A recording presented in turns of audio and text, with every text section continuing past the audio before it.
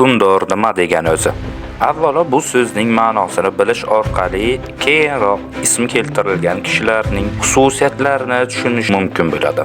Hukmdor so'zi ikki tildagi so'zlarning qorishmasi, ya'ni hukm arabchada qaror, boshqarish, hokimiyat degani bo'lsa, so'zning oxiridagi dor qo'shimchasi esa forscha bo'lib egasi, sohibi degan ma'nolarni beradi. Qisqa qilib aytganda, hukmdor so'zi qaror egasi yoki hokimiyat sohibi kabi ma'nolarni anglatadi. Shunday ekan, diqqat qiling. Hukmdor bir hududda yashovchi bir nechta jamoalar o'rtasidagi barqarorlikni ta'minlash uchun ularni o'z mutlaq kuch va irodasiga bo'ysundirib boshqaradigan shaxs hisoblanadi. Bu video davomida nomlari keltirilgan shaxslar tarixdagi buyuk hukmdorlar hisoblanib, ularning faoliyatini bir nechta mezonlar asosida tahlil qilib, o'rinlashtirib berishga harakat qilaman. Videoda ismi keltirilgan shaxslar orasida musulmon arab xalqiga yo'l ko'rsatgan payg'ambarimiz va ulardan keyin saylangan 4 xalifa yoki boshqa mashhur rahbarlar bu ro'yxatda keltirilmagan. Chunki rahbar biron jamoa yoki guruhga yo'l ko'rsatuvchi, ularni boshqaruvchi shaxs hisoblanadi. Buyuk hukmdorlar ro'yxatini boshlashdan oldin bir hukmdorning faoliyatiga baho berishda e'tibor qilinishi lozim bo'lgan mezonlarni aytib o'tmoqchiman. Birinchisi, hokimiyatga kelgan sharoiti. Ya'ni hukmdorning qay tarzda mutlaq hokimiyatni qo'lga kiritganligi uning mahoratini ko'rsatib, siyosiy o'rnini belgilab beradi. Ikkinchisi, davlatining qudratini oshirishi. Ya'ni hukmdor qo'lidagi kuch va iqtidori orqali qanchalik katta hududlarni o'z nazorati ostiga olib, davlatining qudratini oshirganiga e'tibor berish kerak. Uchinchisi, hokimiyatini mustahkamlovchi islohotlari. Ya'ni hukmdor boshqaruvi ostidagi xalqlarning barqaror hayotini ta'minlash orqali ularning ustidagi hokimiyatini mustahkamlay olganiga e'tibor berish kerak. To'rtinchisi, qoldirgan merosi. Ya'ni barcha hukmdorlarning asosiy maqsadi davlati va hokimiyatini avlodlarga qoldiradigan merosining uzoq vaqt davom eta olishini ta'minlash hisoblanadi. Beshinchisi, dunyo tarixiga ta'siri. Bu mezon hukmdorning insoniyat miqyosidagi o'rni va ta'sirini belgilaydi. Bu mezonlar asosida shaxsiy fikrlarimdan kelib chiqib, buyuk 10 hukmdorlarni o'rinlashtirib tanishtiraman. Yoshligida merosxo'r sifatida Sin podsholigi taxtiga chiqadi, ammo real hokimiyatni amaldorlari qo'lidan tortib olishga to'g'ri kelgan. Yingzen hokimiyatini mustahkamlagach 9 yilda uyushtirgan kompaniyalari orqali Xitoydagi olsa podsholiklarni bosib olib, yagona Sin imperiyasini tashkil etish orqali 2 asrlik urushayotgan podsholiklar davrini tugatadi. O'ziga Sin Shuhandi, ya'ni Sinning birinchi hukmdori nomini qabul qilgan imperator bir necha asrlardan keyin birlashgan Xitoy imperiyasi bo'ylab amal qilinadigan yagona yozuv, pul, o'lchov standartlar va qattiq legalizm qonunlarini joriy etadi. Davlatini o'zi tayinlaydigan noyiblar tomonidan boshqariladigan viloyatlarga ajratib, mamlakati bo'ylab yo'llar va kanallar tizimini qurilishini, ayniqsa shimoliy chegaralarda xullar hujumidan himoyalanish uchun mudofaa devorlarining ta'mirlanishini buyuradi. Butun muxolifat va isyonlarga qarshi shafqatsiz siyosat qo'llagan va boshqa qurilishlarda 100 minglab insonlarning og'ir mehnat oqibatida o'limiga sababchi bo'lgan imperator Sin Shuhandining vafotidan keyin 4 yil o'tib boshlangan dehqonlar qo'zg'aloni sababli sulolasi barham topib, uning o'rniga Han sulolasi keladi. Shunga qaramay, Sin Shuhandi Xitoy tarixidagi ilk markazlashgan imperiya yaratgan hukmdor sifatida qoladi. Uning standartlashtirish islohotlari, qurdirgan inshootlari va markaziy boshqaruv modeli keyingi 2000 yillik Xitoy imperiyasining asosiga aylanadi hamda bugungi Xitoy sivilizatsiyasining shakllanishida hal qiluvchi rol o'ynaydi. Karl otasining o'limidan keyin Franklar qirolligining boshqaruvini ukasi bilan bo'lib olgan bo'lsa, ukasi qirol Karloman taxtga o'tirganidan bir necha yil o'tib vafot etganidan keyin yagona hukmdorga aylanadi. 46 yillik hukmronligida qirol Karl 53 ta harbiy safarlar uyushtirib, Lombardlar, Saksonlar, arablar, avarlar, slavyan qabilalarini mag'lub etib, G'arbiy Yevropaning eng katta imperiyasini yaratadi. 800-yilda esa papa tomonidan imperator deb e'lon qilinishi oqibatida G'arbiy Yevropada imperatorlik an'anasini tiklaydi. Imperiyasidagi graflik va gersakliklarni faoliyatini nazorat qilish uchun Messi Dominici deya nomlangan ruhoniy va amaldorlardan iborat tekshiruv kengashini tashkil etadi. Mahalliy askarlar o'rniga otliq ritsarlar birligini tashkil etib, ularning ta'minoti uchun fyod deb nomlangan yerlar berilishini yo'lga qo'yadi. Xristianlikni imperiyasining madaniy asosiga aylantirib, cherkov va monastirlarda xalq maktablarini tashkil ettiradi. Lotin yozuvini soddalashtirib, saroyda tashkil ettirgan akademiyasida antik davr asarlarini tarjima qildirgan imperator pagan germanlarni nasroniylashtirishga alohida e'tibor beradi. Buyuk Karl merosxo'rlik tizimiga doir bir o'zgartirish kiritmagani uchun ham avlodlari orasidagi boshlangan taxt kurashlarining natijasida imperiyasi 3 qismga bo'linib ketadi. Keyinchalik esa uning imperiyasi hududlari o'rniga Fransiya qirolligi va muqaddas Rim imperiyasi tashkil topadi. O'rta asrlar feodal Yevropasining ijtimoiy, siyosiy, iqtisodiy, madaniy manzarasini islohotlari bilan shakllantirgani uchun ham Buyuk Karl tarixda Yevropa otasi deya ulug'lanadi.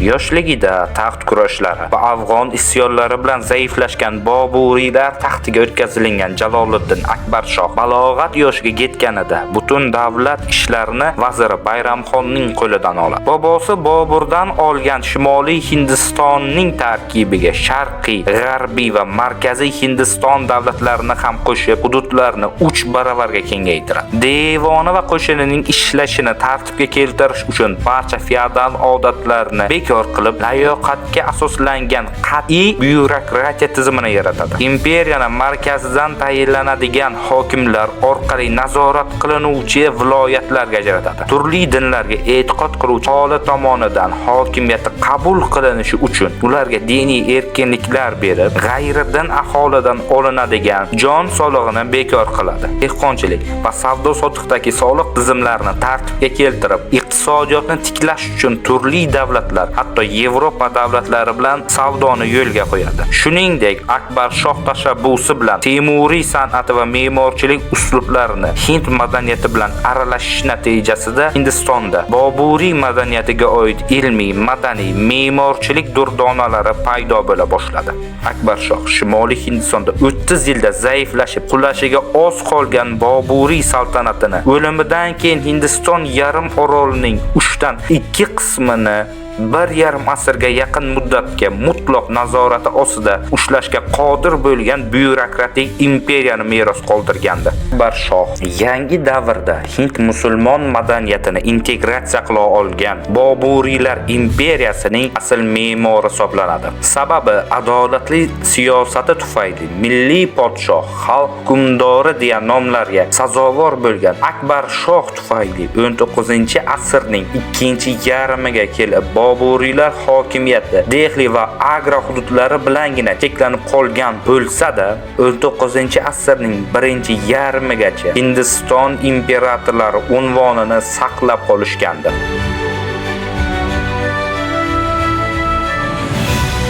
Asli korsikalik italyan aristokrat oilasi vakili bo'lgan Napoleon Bonaparte buyuk fransuz burja inqilobi davridagi siyosiy beqarorlikda Italiya va Misrga uyushtirgan kampaniyalarida ko'rsatgan harbiy iste'dodi qozongan g'alabalari tufayli fransuz xalqining qahramoniga aylanadi. Bu esa bu shuhrati va ixtiyoridagi qo'shini yordamida amalga oshirgan to'ntarishi oqibatida konsul bo'lib inqilobni tugatgan bo'lsa, keyin saylov asosida imperator bo'ladi. Napoleon konsullik davrida tashkil etgan buyuk armiyasi bilan Daniya, Prussiya, Avstriya, Rossiya, Italiya va Ispan davlatlarining uyushtirgan 10 ta koalitsiyasini mag'lub etib, Yevropa qit'asining yarmini bevosita va bilvosita nazorati ostiga oladi. Napoleon inqilob bilan boshlangan Fransiyadagi anarxiyani tugatib, kuchli markazlashgan byurokratik boshqaruvni shakllantiradi. Shu bilan inqilob davri yangiliklarni saqlab qolish uchun butun feodal imtiyozlarni bekor qilib, layoqatga asoslangan boshqaruv apparatini shakllantiradi. Inson haqlarini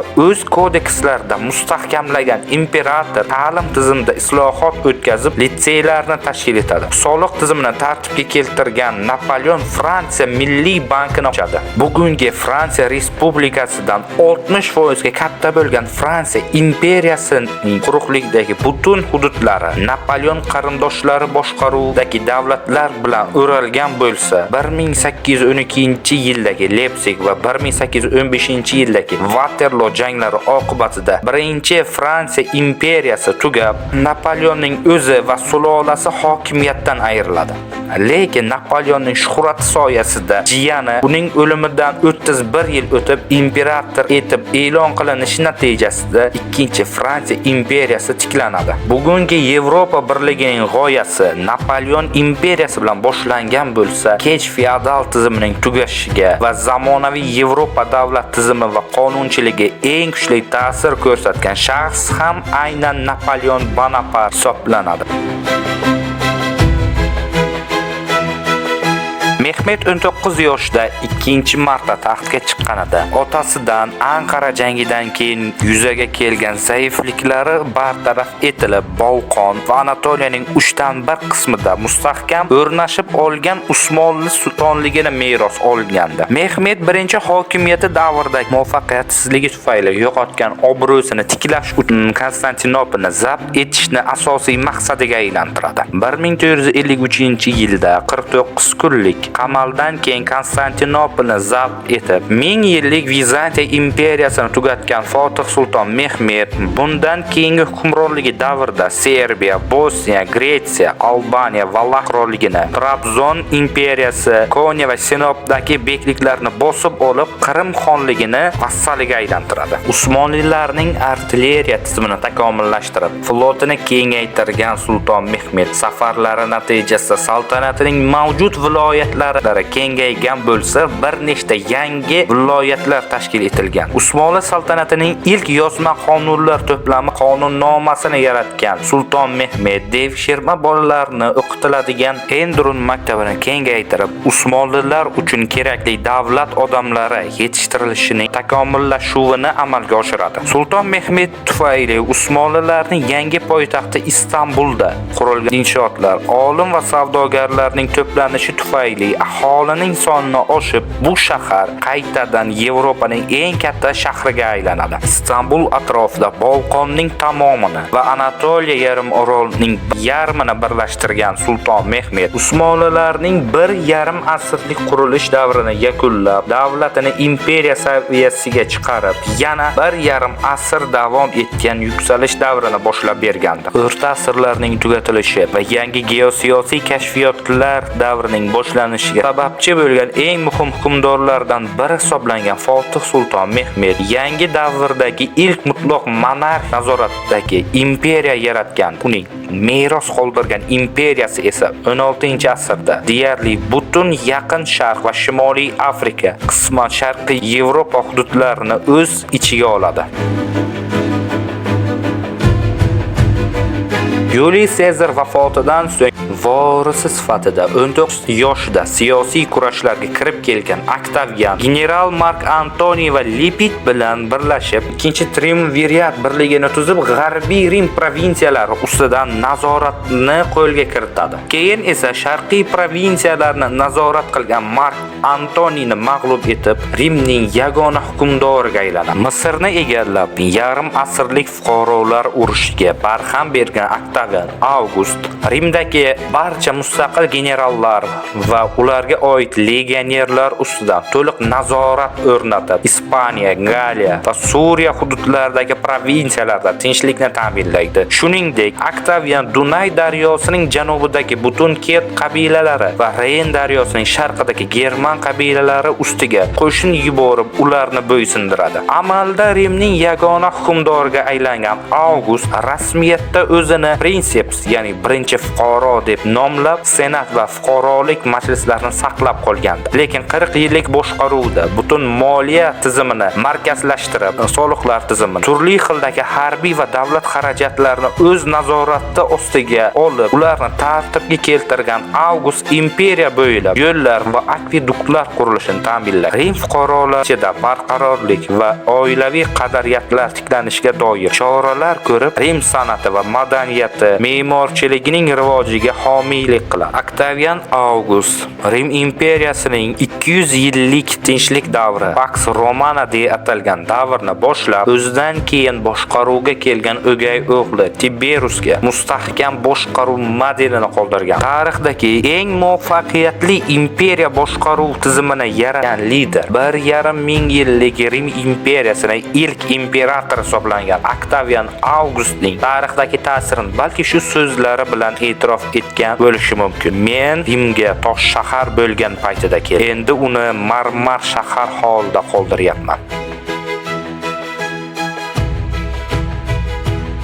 Otasi ikkinchi Filip o'ldirilgach, 20 yoshli Aleksandr kuchli Makedoniya podsholigi taxtiga o'tirganida ilk ishi uning hokimiyatini tan olmagan Bolqon va Yunon davlatlarini jazolash bo'lgandi. Miloddan avvalgi 334-yilda Sharq safarini boshlagan Aleksandr miloddan avvalgi 330-yildagi Granika jangida Doro 3-ni mag'lub etib Fors podsholigini bosib olganidan keyin miloddan avvalgi 326-yilda Gidaps jangida birlashgan Hind qo'shinlarini mag'lub etishi bilan safarni tugatadi. 10 yilda Kichik Osiyo, Suriya, Misr, Eron, Afg'oniston, Turonning bir qismi va Shimoliy Hindistonning bir qismini egallagan. Aleksandr egallagan yerlarni boshqarish uchun eski Fors imperiyasining satraplik tizimini saqlab, ularning ichiga Yunon, Makedon askar va idorachilarni tayinlaydi. Bosib olingan yurtlardagi xalqlarni itoatda tutish uchun ularning mahalliy hukmdorlarini o'rinlarda qoldirib, bu hukmdorlar va boshqa mahalliy Fors zodagonlari qizlarini o'zi va Yunon Makedon sarkardalari va askarlariga nikohlaydi. Shu bilan birga Aleksandr imperiyasi bo'ylab o'zining ismi bilan nomlangan 10 ga yaqin shaharlar qurdirgan. Aleksandrning imperiyasi o'limidan keyin boshlangan vorislik muammosi natijasida yuzaga kelgan diadoh urush oqibatida parchalanib 3 qismga bo'linib ketadi. Bu 3 davlatni esa Aleksandr xizmatidagi sarkardalar avlodlaridan chiqqan qirollar tomonidan boshqarilardi. Uning safarlari va islohotlari natijasida boshlangan Ellinizm davri tufayli Yunon madaniyatining Sharq madaniyati bilan uyg'unlashuvi ilm-fan va san'atning Osiyoda yangi saviyada yuksalishiga sabab bo'ladi. Harbiy daholigi va global madaniy uyg'unlik yaratgani bilan tarixning eng buyuk sarkardalaridan biriga aylangan Aleksandr o'zidan keyin kelgan bir nechta mashhur sarkardalar uchun ham ilhom bo'ladi.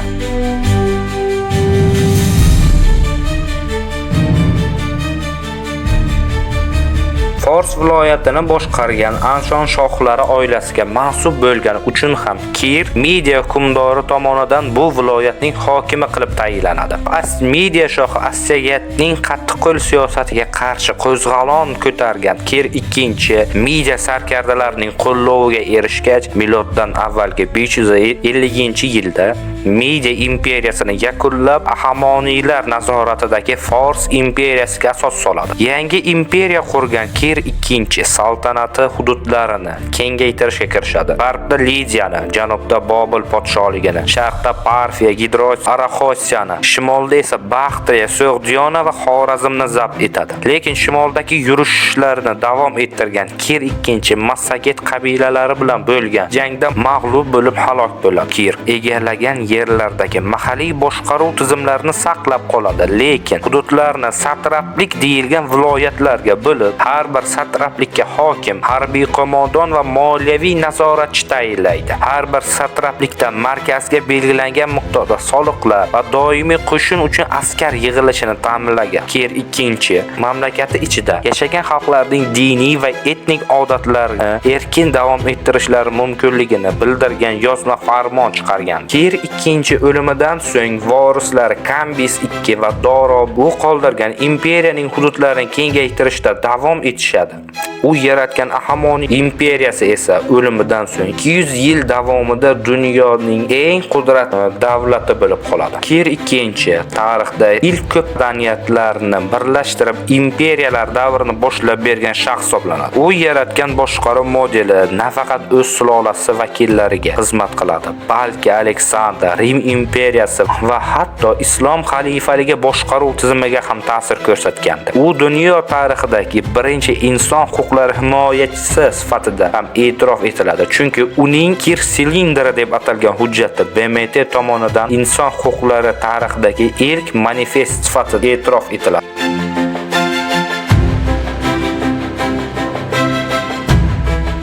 Kesh shahrining hokimi bo'lgan Amir Temur Movarounnahr fuqarolarini talab, zulm o'tkazgan hukmdorlarga qarshi kurashda rahbarlik qilib, bu hukmdorlarni mag'lub etganidan so'ng 34 yoshda mahalliy zodagonlar tomonidan Movarounnahr amiri etib saylandi. Yangi amir tashkil etgan muntazam qo'shini bilan qisqa fursatda Turon mintaqasida kuchlangach, Xorason, Eron, Iroq, Ozarbayjon, Armaniston, Gurjiston, Turkiy sulolalar boshqaruvidagi Dehli, Mamluk, Usmonli sultonliklari bilan Oltin O'rta va Mo'g'uliston xonliklarini ham bosib olgandi. Amir Temur hokimiyatga kelganidan so'ng Movarounnahrning tang ahvoldagi iqtisodiyotini jonlantirish uchun Ipak yo'lini qayta tiklashga e'tibor beradi. Ipak yo'lining xavfsizlikni qo'lida tutish maqsadida uning g'arbiy qismida joylashgan davlatlarni avlodlariga suyrg'ol sifatida taqsimlab bergan Amir Temur ba'zi Turkiy mamlakatlardagi eski hukmdorlarni boshqaruvlarda qoldirib, bu tobe hududlar nazorati uchun devonidagi 3 ta maxsus vazirlar mavjud edi. Pochta tizimi va savdo yo'llarining xavfsizligini ta'minlagan Amir Temur Yevropa bilan ham savdo aloqalarini yo'lga qo'yishga doir tadbirlar olib boradi. Butun islom olamidagi olim va san'atkorlarni poytaxtiga to'plagan Amir Temur bu shaharni so'nggi o'rta asrlarning me'moriy va ilmiy markaziga aylantiradi. Amir Temur vafotidan so'ng vasiyatining bajarilmasligi va vorislik masalasi tartibga solinmasligi oqibatida imperiyasi tez-tez taxt kurashlarining chiqishiga olib keldi. Shu tufayli imperiyasi bir asr ichida zaiflashib barham topadi, ammo uning siyosiy, madaniy, me'moriy merosi keyingi asrlarda ham yashab qoladi. Temuriylar sulolasi vakili Hindistondagi Boburiylar imperiyasining asoschisiga aylanadi. Amir Temur Turk dunyosining birligini ta'minlagan so'nggi hukmdor, ikkinchi islom renesansini boshlagan shaxs hisoblanadi. U va uning sulolasi tufayli O'rta Sharqda ilm-fan, san'at, me'morchilikning yangi bosqichi boshlanar ekan, Yevropaning renessans va kashfiyotlari amalga oshishi kechikkan edi.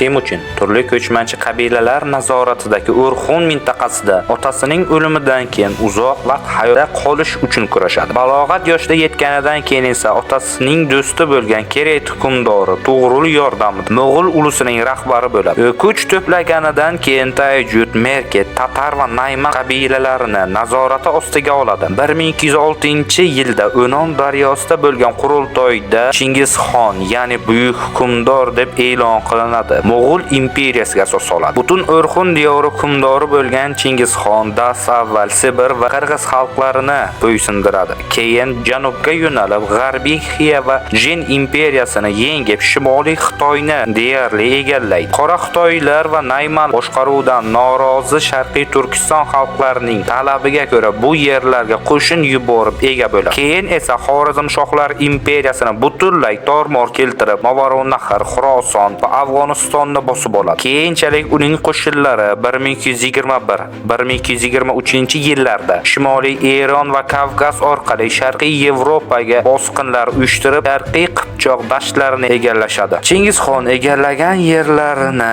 1224-yildagi qurultoyga ko'ra 4 o'g'li nazoratidagi uluslarga bo'lib beradi. Chingizxon mamlakatida tartib intizomni o'rnatish uchun buyuk yasoq deb atalgan yozma qonunlar majmuasini yaratadi. Chingizxon tezkor pochta tizimini yaratib, mamlakati bo'ylab xabar almashinishini yo'lga qo'yib, ko'chmanchi qabilalardan muntazam armiya shakllantirgan xon mamlakati iqtisodiyotini jonli ushlash uchun Buyuk Ipak yo'lini xavfsizligini ta'minlab, Osiyo bo'ylab savdo rivojlanishiga e'tibor beradi. Davlat boshqaruvida amaldorlarni tabaqaviy ustunlik o'rnida sadoqat va qobiliyatlarga qarab tayinlagan Chingizxon hokimiyati ostidagi xalqlarning diniy e'tiqodlarining erkinligini ta'minlab, mahalliy boshqaruv tizimlariga aralashmaydi. Tirikligidayoq merosxo'rini tanlagan Chingizxonning o'g'illari va amaldorlari yangi xonni uning tavsiyasiga ko'ra saylaydi. Mo'g'ullar imperiyasi Chingizxon davridan beri 4 qismga bo'lingandi, lekin ular doimo bu 4 ulusni boshqaruvchi ulug' xon uning naslidan qurultoy qaroriga ko'ra saylanadi. Shu sabab Mo'g'ul imperiyasi uning o'limidan keyin 3 tomonlama kengayishda davom etib, uzoq va yaqin Sharqiy Yevropani egallab olish. Chingizxon qurgan imperiyasi O'rta asrlar davrini yangi bosqichga olib chiqdi deyish mumkin. Ipak yo'lining xavfsizlanishi, turkiy xalqlarning G'arbiy Osiyoga ko'chishining tezlashishi, Xitoyning ilmiy yutuqlari, asosan Poroxning G'arbga kirib kelishi tufayli dunyo tarixidagi ko'p narsalar o'zgarishiga sabab bo'lgan. Chingizxon soyasida Sharq va G'arbda bir qancha davlatlar quladi va uning avlodlari tomonidan boshqariladigan yangi imperiyalar yuzaga keldi.